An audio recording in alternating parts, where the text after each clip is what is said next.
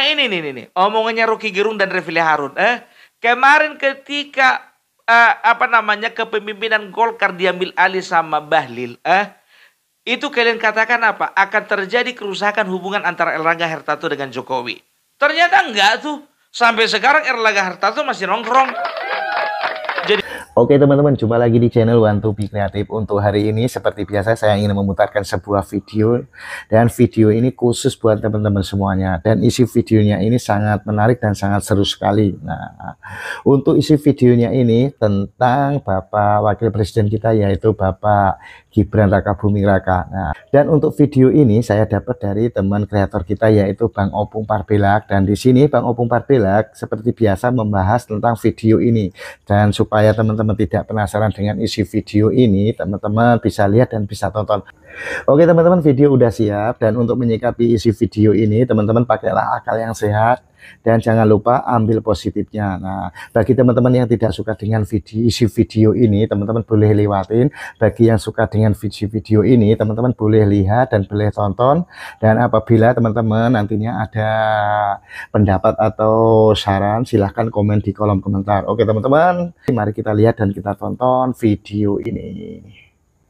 Kalian udah dengar berita terbaru dari Anies Baswedan? Dia menderita sakit keras dan sekarang sedang mendapat perawatan di rumah sakit. Tahu kalian gara-gara apa? Gara-gara nonton acara ini. Sakit kali hatinya. Jadi sekarang dia dirawat di rumah sakit karena apa? Karena dia menderita gangguan hati. Mana gak terganggu hatinya ditengoknya orang itu? Karena dia sempat berangan-angan dan juga dia sempat membayangkan kalau sempat aku kian jadi presiden, aku kian yang memimpin upacara tersebut. Tapi apalah daya, semua mimpiku sirna. Asa dan harapanku ternyata tak bisa menjadi nyata. Semuanya sia-sia. Oh, ku tak berdaya. Tahu enggak kalian, jujur aja aku bilang, ya kan, di tempat kami ini banyak orang gara-gara nggak masuk polisi gila. Gila. Udah berharap dia mungkin kan, udah latihan dia, woi, jogging tiap sore. Ada waktunya berenang. Begitu tes gagal, nggak nunggu 1 bulan gila. Karena apa? Ya, karena namanya dia usaha berpikir bahwasanya satu-satunya jalan lah mencapai kesuksesan itu cuma polisi. Padahal kan banyak jalan menuju Roma. Iya benar. Itu dia, tapi aku jujur aja aku bilang, ya kan, ku disclaimer dulu. Kalau Bapak Anies Baswedan itu ternyata dalam keadaan sehat. Itu bercandanya itu, ya kan? Kenapa beliau dalam keadaan sehat? Ternyata Bapak Anies Baswedan tidak nonton acara ini. Makanya dia tetap sehat. Kalau sempat dia nonton, terganggu hatinya. Dan tahu enggak kalian, ternyata bukan dia satu-satunya orang yang nggak nonton acara tersebut. Refli Harun nggak nonton, Amin Rais juga nggak nonton. Kurasa Bapak Ibu Megawati pun juga nggak nonton itu. Karena apa? Karena orang yang mereka hina selama ini, orang yang mereka remehkan selama ini, orang yang mereka fitnah selama ini, ya ternyata hidupnya dimuliakan. Yang mereka bilang belimbing sayur, mereka bilang anak haram konstitusi, yang mereka bilang dia itu asam sulfat, yang dia katakan dia itu adalah supir truk ugal-ugalan. Ternyata apa? Ternyata dia saat ini mendapat tempat yang termulia di tengah-tengah bangsa ini. Coba bayangkan kalian, apa nggak sakit hati Roy Suryo ngelihatnya itu? Nggak tahu aku dendam apa Roy Suryo sama kawan ini. Asik fufu-fafa aja terus. Sampai dibawanya ke DPD kemarin itu, dan DPD komplain. Apa dibilang? Setelah mereka pulang, acara selesai, kami dikasih bingkisan. Bingkisan itu kami nggak tahu, diajak foto-foto. Rupanya isinya ada tulisan baju, ada tulisan Adili Jokowi. Dan kami pun terkejut. Dari Jokowi apa yang mau diadili? Menjebak. Ya, Roy Suryo, kau tengok dulu sama matamu itu, Inilah orang yang mau kau jatuhkan harga dirinya. Ternyata apa? 100 kali lipat lebih mulia dari hidup.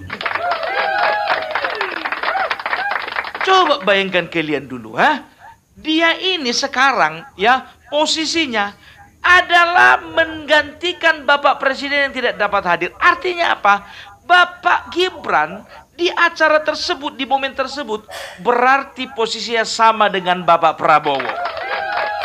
Harusnya yang menjadi inspektur upacara di acara-acara kenegaraan seperti tersebut, upacara-upacara resmi seperti tersebut, 17 Agustus, Hari Pahlawan, itu harusnya Bapak Presiden. Nah, sekarang kepercayaan itu diberikan kepada Bapak Gibran Rakabuming Raka.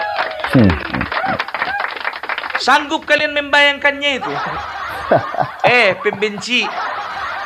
Nggak sanggup. Alah, nggak Bang, sanggup. tambah sakit hati, Makanya Bang, kalau itu, dibilang Bang. Refli Harun, lihat aja nanti 2 tahun pemerintahan Bapak Prabowo akan beralihnya itu nanti sama Gibran. Nggak nyampe 2 tahun, nggak nyampe juga 2 bulan. Belum ada sebulan, Bapak Prabowo memberikan sesuatu kepercayaan yang sangat mulia kepada Bapak Gibran.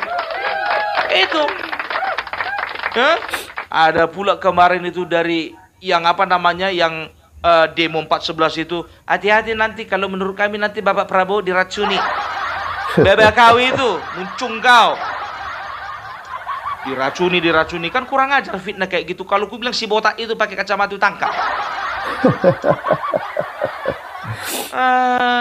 Ya, makanya ku bilang sama kalian, ya, inilah pemimpin yang bisa dikatakan menjadi harapan bangsa ke depannya.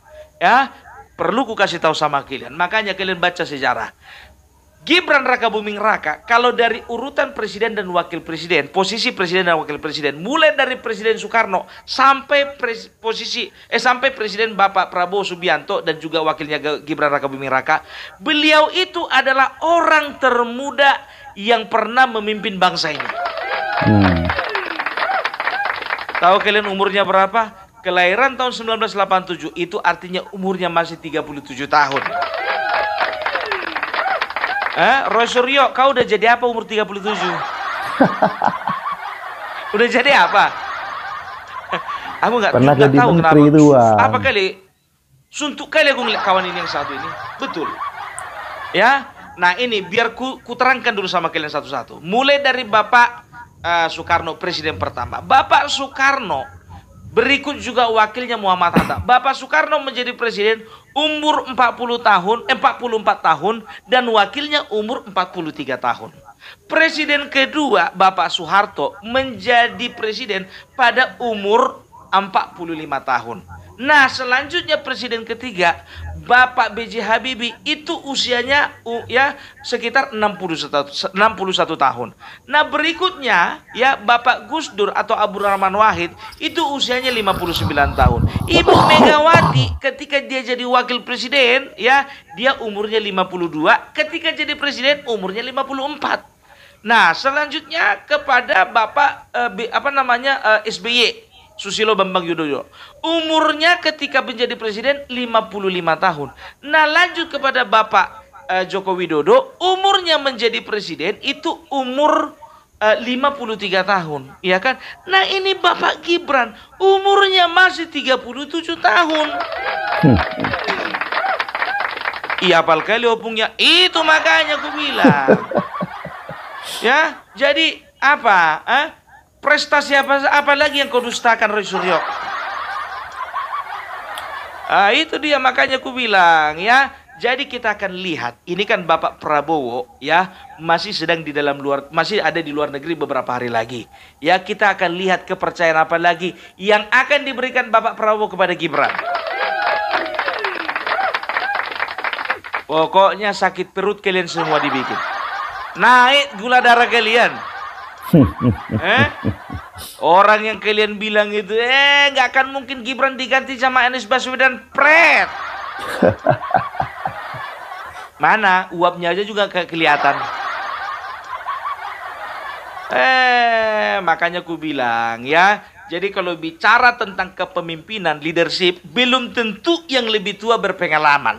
Belum tentu juga yang lebih muda itu tidak berpengalaman.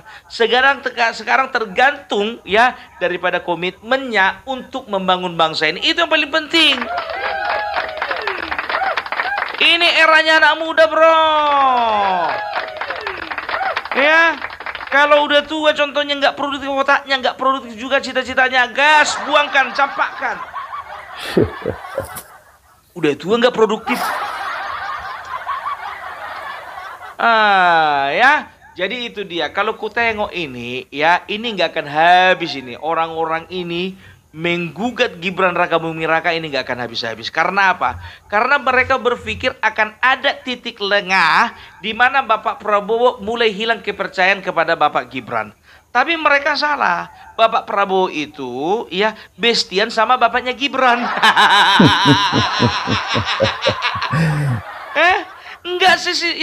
Enggak serumit itu memikirkannya ya, sangat simpel kalau ku bilang ya.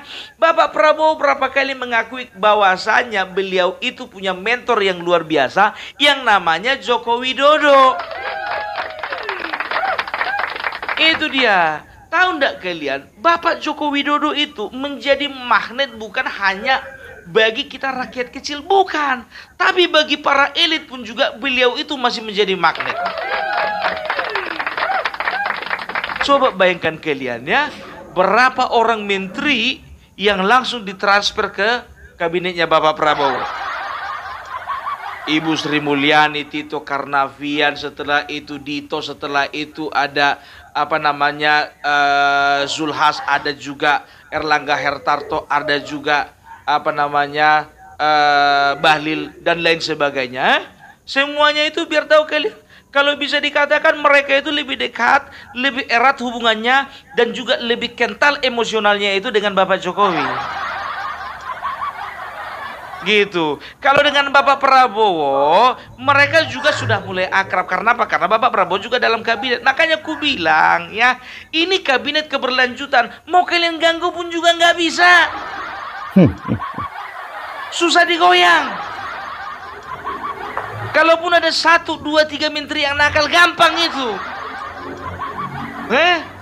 Itu dia, makanya aku bilang nggak perlu, adaptasinya nggak terlalu lama lah. Dan juga kebanyakan ya kementerian-kementerian yang vital, kementerian-kementerian yang memang betul-betul membutuhkan penanganan khusus ya, tidak dipercayakan kepada orang yang tidak berpengalaman. Itu dia.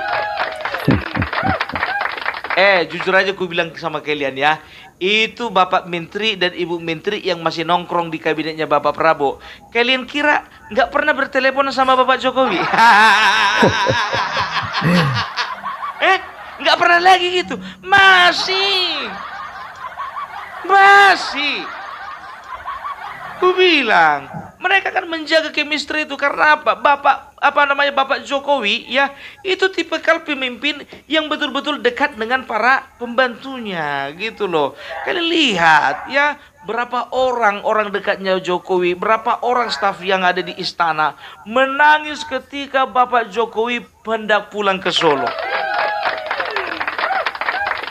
Itu dia. Tapi bukannya artinya di dalam struktur pemerintahan mereka pasti dong, sudah pasti mereka tunduk kepada Bapak Prabowo, kan begitu. Tapi secara emosi ya, gimana pun juga mereka pasti calling-callingan, gimana Pak, sehat?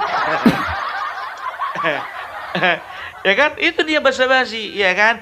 Datang Bahlil gitu ya kan, halo Om Raja Jawa, apa kabar hari ini, udah sarapan kah? Kayak gitu kan. Kalau terus misalnya siapa Pak Opung Luhut. Opung Luhut ya kan, sama Bapak Jokowi. Kalau Opung Luhut itu jujur aja aku bilang, karena umurnya juga di atas, senior, dan juga dia sering memberikan nasihat kepada Bapak Jokowi, udah itu dianggap adiknya aja, iya kan.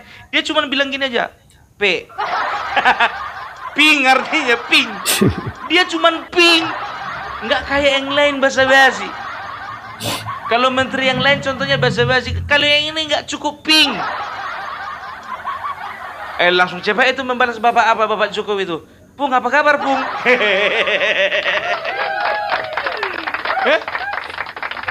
Enggak. Gimana kabarmu? Mantap, mantap. Sehat, Pung. Gimana, Pung? Sehatnya, Pung, di sana? Sehat. Gimana? Ada acara? Mau main-main dulu aku ke rumahmu, Bah. Siap, Pung, siap, Pung, siap, Pung. Gampang itu, aman, Pung. Datang aja, Pung. Gitu. Ya. Telepon juga Erlangga Hertarto.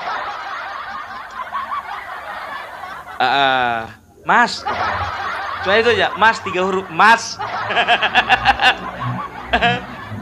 Dan dijawab, iya Mas, apa kabar? Ya kan? Gimana Mas? Kangen nih makan nasi goreng bareng.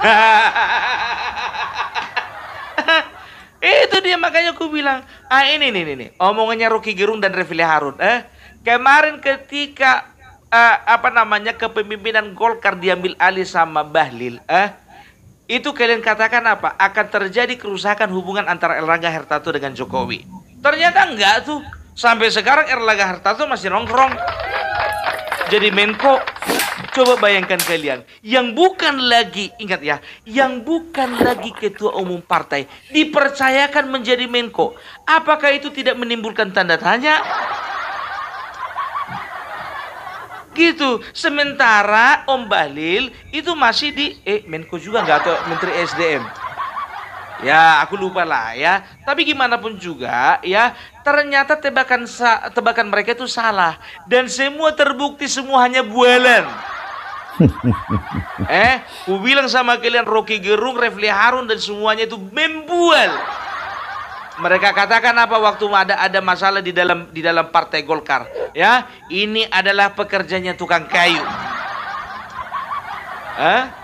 Pohon Golkar ya batangnya sudah ditebang sama Joko Widodo sama tukang kayu, dan kita lihat dia akan mengambil atau merebut kepemimpinan yang ada di Golkar. Sekarang udah nyatakan, rakyat Indonesia, kalian saksinya kan, apa yang dikatakan Rocky Gerung kemarin itu, apa yang dikatakan juga oleh channel-channel YouTube yang circle-nya sama-sama mereka itu, mereka katakan apa? Bahwasannya Bapak Jokowi setelah pensiun dia akan berusaha merebut kekuasaan dan merebut tampuk kepemimpinan yang ada di Partai Golkar. Ternyata sekarang apa? Nggak ada kan? Terlalu murah Bapak Jokowi kami itu untuk melakukan hal-hal nista seperti itu.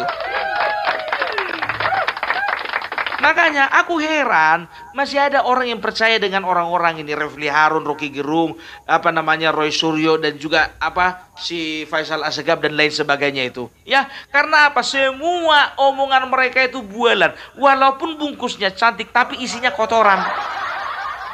Mau kalian terima kado?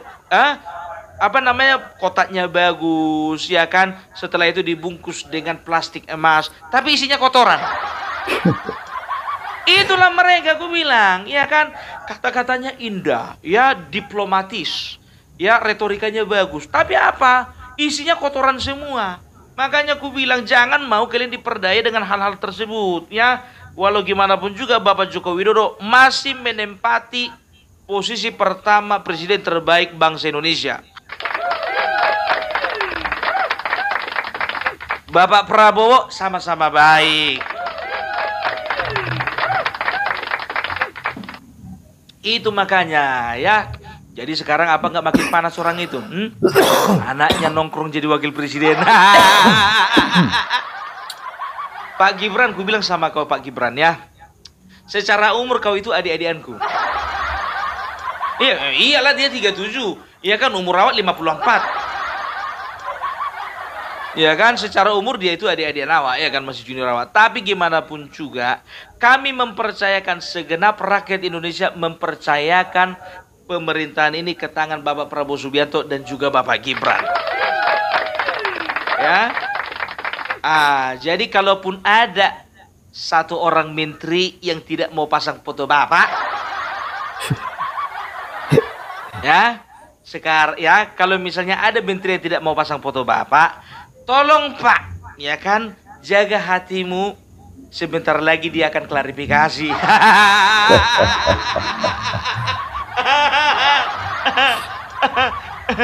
Ya itu kan dinamikanya ada ya, kita kan nggak tahu ya kan. Ya jadi banyak netizen marah kali sama Bang Ara ini, nggak tahu kita. Tapi ada juga netizen yang nggak tahu aku ini bijaksana atau memang adalah sebuah pembelaan ya, yang mengatakan bahwasanya Bapak Bang Ara itu tidak seperti itu ya, dan bisa dikatakan beliau itu adalah seorang yang dibesarkan dengan sportivitas yang tinggi ya. Jadi kalau misalnya beliau itu masuk ke dalam tim kampanye Prabowo Gibran, sudah pasti beliau juga sudah mendukung Gibran sebagai wakil presiden, dan dia juga pasti respect dan juga hormat kepada Bapak Gibran, kan begitu ya. Tapi kalau misalnya ada riak-riak kecil ya, itu ya abaikan aja lah Pak Gibran. Ya, itu dia. Jadi netizen terbelah dua memang. Ada yang menganggap ini adalah kekhilafan, dan juga ada yang menganggap ini adalah sebuah kesalahan, ya, kesalahan yang disengaja. Tapi kalau aku bilang sih sebetulnya, kalaupun ya Bapak Marwara Sirait salah, ya, ya mungkin ada sesuatu. Ya, kita positive thinking aja. Jangan mau kita diadu domba cuman gara-gara masalah tidak pasang foto. Opung apanya maksudnya Opung? Berarti Opung juga anggap remeh terhadap tidak ada dipasangnya foto Bapak Gibran. Bukan begitu ya, bukan begitu. Tunggu datang dulu pulang Bapak Prabowo, biar clear, selesai semuanya. Iya kan, itu dia ya. Jadi kalau bisa ku katakan ya, biarlah biarlah bangsa ini boleh berjalan dengan baik ya, pemerintahan boleh berjalan dengan baik, dan kita akan menikmati hasilnya di tahun 2045 nanti. Masih lama itu, Pung. Ku bilang sama kalian ya kan, sama kayak nanam pohon ya kan. Kalau pohon toge ya ditanam sekarang besok tumbuh, ya kan gitu. Tapi kalau nanam pohon durian ya ditanam sekarang 3 tahun lagi baru tumbuh.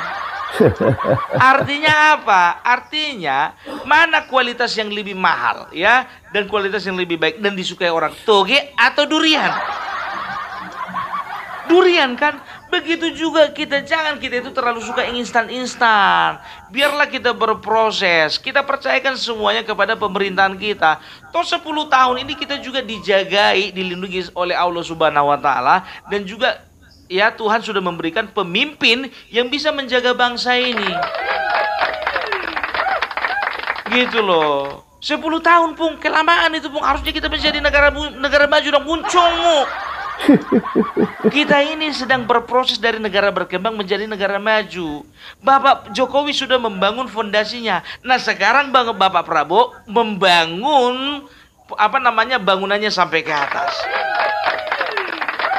Jadi dasarnya, fondasinya sudah dibangun sama Bapak Jokowi. Nah, sekarang giliran Bapak Prabowo, Gibran, dan juga ke depannya itu tinggal membangun lagi. Karena apa? Dasarnya sudah kuat, kokoh. Kan begitu. Makanya aku bilang 2045 kita akan menjadi negara superpower. Iya dong. Cina dari negara miskin bisa menjadi negara superpower. Tahu enggak kalian? Sekarang China itu punya julukan junior superpower. Karena apa? Superpowernya itu negara Amerika, dan China itu menjadi negara junior superpower. Ya. Kenapa negara China yang kalian bilang katanya negara komunis, yang banyak orang katakan di situ adalah negara komunis, gak mengenal Tuhan, bisa memperoleh posisi yang mulia seperti itu? Apalagi kita negara yang bertuhan. Cuman masalahnya ya kan, mau nggak kita seperti China ya, lebih mengedepankan sumber daya manusia, lebih lagi komitmen untuk melakukan hilirisasi, lebih komitmen lagi untuk lepas dari jerat-jerat korupsi. Iya kan, negara miskin loh itu, jajahan Jepang ya, sama-sama dijajah kita dua. Tapi sukses kan menjadi negara superpower. Kenapa kita enggak? Korea Selatan begitu juga, iya kan? Korea Utara jangan ditiru. Masa gara-gara nggak bisa menangani masalah banjir, menterinya itu dipotong, ditembak mati. Itulah dia. Itu makanya aku bilang ya, Jadi kita optimis saja ya. Jadi kalau orang-orang yang mengatakan ya bahwasanya pemerintah ini akan ambruk, pemerintah ini akan kolaps ya, pemerintahan ini akan apa segala macam, enggak, jangan dengarkan mereka. Karena apa? Karena mereka berusaha untuk meracuni semangat kita, meracuni optimisme kita ya, sehingga apa? Sehingga pihak asing bisa masuk untuk melemahkan bangsa ini. Jangan mau kita diperdaya ya. Anggap aja semua omongan orang itu kentut gitu ya, walaupun bau tapi sebentar ya, biarin aja bau dulu tapi sebentar gitu dia. Oke, itu dulu dari Opung Parpelak ya. Mari kita dukung pemerintahan Bapak Prabowo Gibran. Kita berdoa supaya Gibran juga sebagai seorang muda boleh memberikan contoh kepada generasi muda yang ada di bangsa ini, bahwasanya kita memiliki kesempatan yang sama dan kita memiliki peluang untuk maju bersama-sama. Oke, salam Parpelak, salam NKRI harga mati. Oke teman-teman, terima kasih yang sudah menonton videonya. Gimana dengan isi videonya tadi? Sangat menarik sekali kan? Mudah-mudahan video ini menghibur buat teman-teman semuanya. Dan apabila teman-teman ada perbedaan pendapat dan ada saran, silahkan komen di kolom komentar. Oke teman-teman, sampai jumpa di video selanjutnya. Sampai jumpa.